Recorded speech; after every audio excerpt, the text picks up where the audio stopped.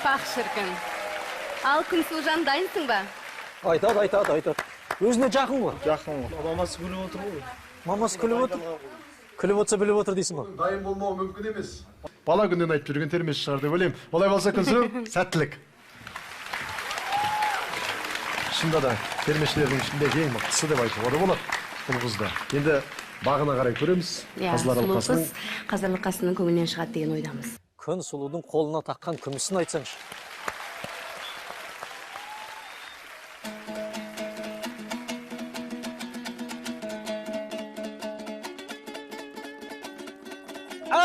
О, домбыра қағыстан ақ көрініп тұр, шымыр екен, көрініп тұр.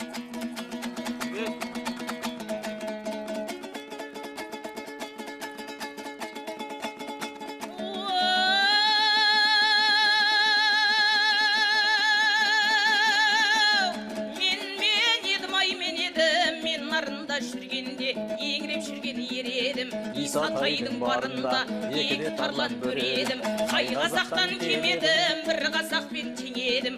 Өздеріңдей хандардың қарны жуан билердің, атандай даусын ақыртып, лауазымын көкке шақыртып, басын кессем деп едім. Елдің бойы ентығы ел қондырсам деп едім, шағалай жатқан сол елге мал толтырсам деп едім. Еңсесі үйек ағұрыда еріксіз кірсем деп едім, керегесін қайратып отын етсем деп едім, туырылығын тілгілеп тоқым етсем деп едім. Тақта отырған хандардың төріде отырған ханның қатын етсем деп едім. Ойдайы, ойдайы, ойдайы, ойдайы. Қандай ерлік сөзді айтсаңшы. Төкті Күнсұлу, төкті. Ақш жағын сіңір керек. Ауыз жағын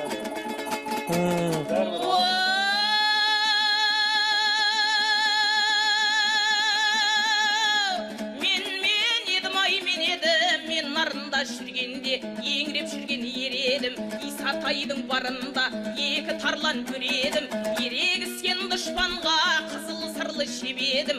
Жақсыларға ебедім, жамандарға көбедім. Хан бала сау ақсүйек, ежелден табан аңдысқан. Ата дұшпан сен едің, ата шауың мен едім. Ежелгі дұшпан ел болмас, етектен кесіп жең болмас. Хан бала сау ақсүйек, Байеке сұлтан сен едің, сен оспақтың баласы. Оңаша жерде шолықсаң, қайраңнан алған шабақтай, қия бір соғып ас етсем, қылғаның өтпес демесем.